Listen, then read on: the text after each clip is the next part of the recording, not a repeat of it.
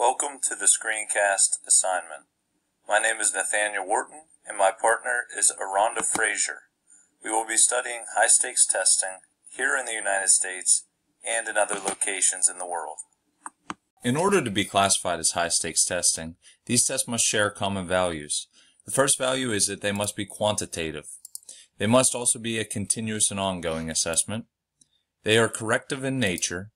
They are mandated. They have embedded values within them, and they are high stakes with repercussions coming both for achievement and lack of achievement. Standardized tests require a response from a bank of questions in the same way and is measured on a uniform scale, which is then compared to other students across the state or nationwide. Another term you'll see is marginalized youth. It's a limit or constraint to an outer edge or lower limit within a social structure. Equity is a measure of fairness and impartial bias. The theoretical foundation of high-stakes testing is to monitor students' achievement, to be able to apply corrective actions, and to help schools when in need. High-stakes testing is designed to measure aptitude within a student. The results of these measures implement consequences and can also influence decisions that are made within the schools. Another theoretical foundation of high-stakes testing involves corrective measures, where failing schools are given resources needed to better increase student achievement. Another critical foundation of high-stakes testing is the incentives offered for teachers and for students that do achieve. The theory of high-stakes testing involves a concept that if teachers are incentivized, then student achievement will increase in regards to the test. A fundamental principle guiding high-stakes testing involves the elimination of prejudice due to a standard measure of achievement for all students, which is regardless of race or background.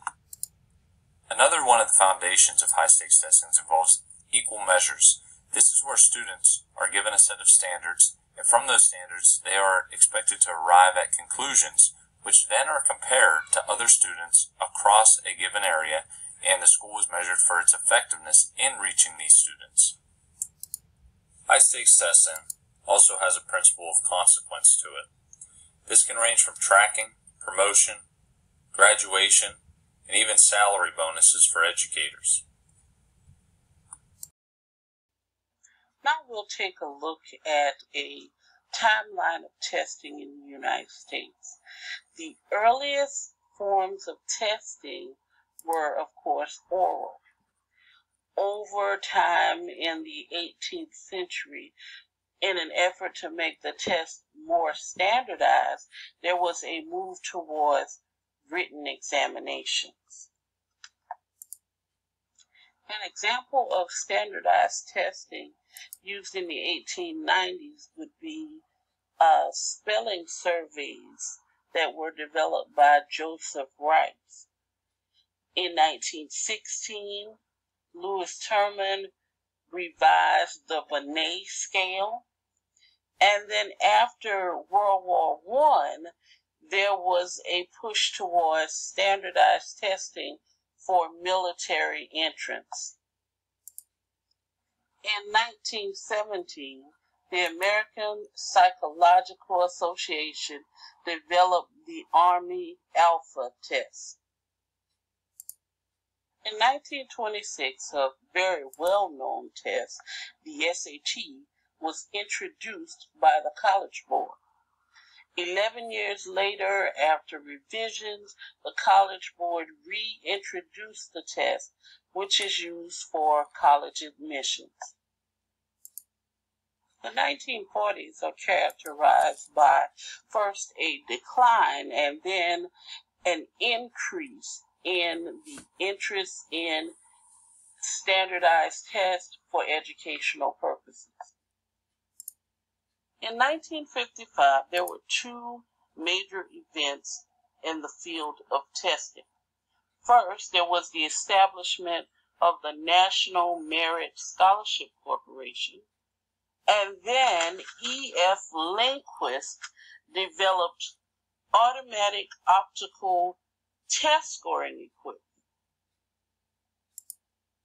The late 1970s and early 1980s proved to be a time of basically a boom in terms of standardized testing.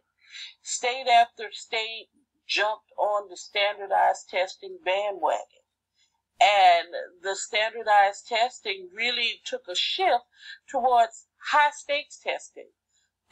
It was in the 1980s that the state of South Carolina mandated the exit examination as a requirement for high school graduation.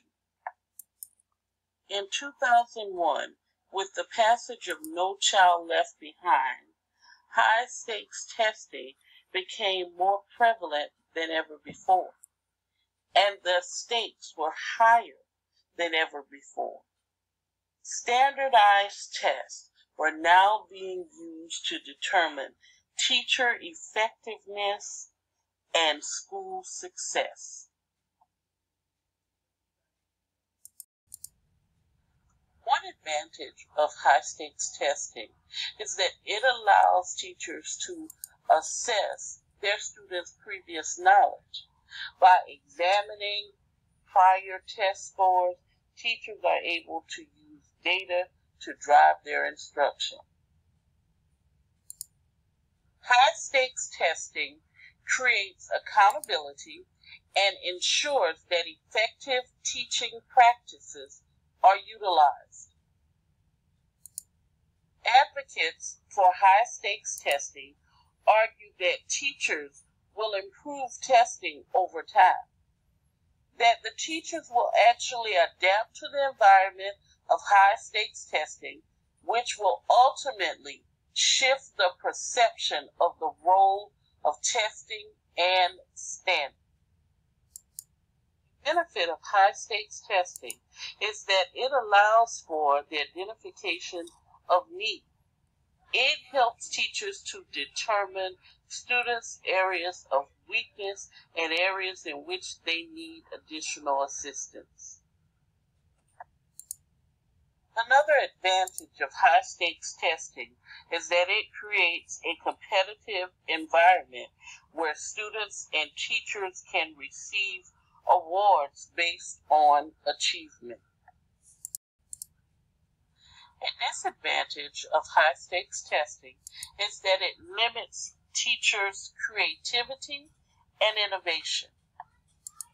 Pressure to perform associated with high-stakes tests have resulted in some educators using illegal means to ensure high test scores. Another weakness of high-stakes testing is that it narrows content, both within the tested area and within the school-wide curriculum. Within the tested area, teachers find themselves restricting the content simply to that which is tested. On a school-wide note, courses in arts and music are slowly being pushed out of the curriculum to free time to focus more intently on tested areas. High-stakes tests identify poor-performing schools and create a stigma around those schools. In states with rigorous exit exams, students are more likely to drop out than in other states who do not mandate exit exams. High-stakes testing has been something that has developed over time. It started with Thomas Jefferson in 1779, who created a two-track educational system, one that prepared students for laboring and the other for higher education. In 1783, Noah Webster wrote a spelling book, a grammar book, and a reading book to address his own frustrations with how English textbooks were written. During the 1800s, testing was done orally from schoolmasters who depended on students to orally recite key objectives to measure the mastery of the content. During the year 1864, the first public exams for admission to high schools were given by the New York State Board of Regents. In 1916, Lewis Terman created his first IQ test, known as the Stanford Binet IQ test. In 1917, Robert Yerkes developed a test with Louis Terman, developing the Army Alpha and Beta test, administered to large groups, which laid the groundwork for future standardized testing. In 1962, Governor Edmund Brown makes recommendations which passed, mandating testing as an effective measure of the effectiveness of schools. 1965, President Johnson establishes the ESEA, which is the Elementary and Secondary Education Act, aimed to administer aid to schools that were low achieving. 1983, President Reagan commissions a report, A Nation at Risk. In 1997, during the State of the Union address, President Clinton adopts the idea of having standards within schools across the United States. 2002, President George W. Bush signs No Child Left Behind Act into law. It was created so no child were left behind in failing schools, which increased high-stakes testing and performance accountability. Rod Page, who championed the Texas Miracle, was appointed as the Secretary of Education. In 2009, President Barack Obama launched an initiative to reward innovation and reform K-12 education in the United States.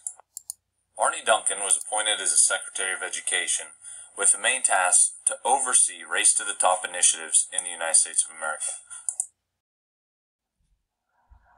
High-stakes testing is utilized throughout the world, not just here in the United States. We will take a brief look at worldwide uses of standardized tests in Africa, China, and England. First, in Africa, Malawi to be specific, standardized testing is used to determine certification and selection as students move from primary to junior secondary school, from junior secondary school to the secondary or our equivalent of a high school. And then finally, the students are tested at the end of their high school careers to determine their certification as well as selection to universities and institutions of higher learning. In China, high-stakes English examinations are classified into two types: entrance examinations and school completion or leaving certificate examinations. Entrance examinations are given to screen candidates entering high school, college, or graduate school, and then the certificates or leaving school tests evaluate English proficiency. England began using high-stakes testing in 1861. At that time, based on a commission's report, it was recommended that school funding be tied to test results. So every student within a school was given an oral examination, and the results of those oral examinations determined the amount of funding the schools received. In its current form, I strongly disagree with high-stakes testing. I disagree with high-stakes testing due to the following shortcomings, in my opinion. First, where are the parents and what is their involvement within their child's education? Secondly, what about non-tested areas? How do you establish equality between tested and non-tested areas? Third, the loss of instruction over a cumulative career due to these testing windows. Fourth, the plethora of data that is collected and how that data can be manipulated to portray whatever political agenda it may accompany. Finally, the frustration and dropout rates we are witnessing within schools that have high-stakes testing policies. I utilize cartoons to represent my philosophy because, in my opinion, high-stakes tests have taken much of the joy out of teaching and learning. High-stakes tests, in many cases, are counterproductive to teaching and learning because they restrict course content and teacher flexibility and creativity. As a 20-year teaching veteran, I take pride in and responsibility for what my students learn. I want to be held accountable, but I don't believe that one multiple choice test should be the sole determining factor of what my students have learned. My philosophy of high stakes tests include a standardized accountability system that measures students' growth during a particular course using pre, mid, and post assessments. The assessments would be administered in a variety of forms, including projects and oral presentation. My personal feelings about high stakes tests are that students are basically over tested. In preparation for standardized tests, they have pre-test, post-test, diagnostic tests, benchmarks, and practice tests, not to mention normal class assessments. High stakes tests put unnecessary stress on both teachers and students. My final thoughts. School reform does not mean let's dream up another test. High stakes tests are not the only way to determine educational growth and improvement. Here is our reference slide that helped us compose this presentation.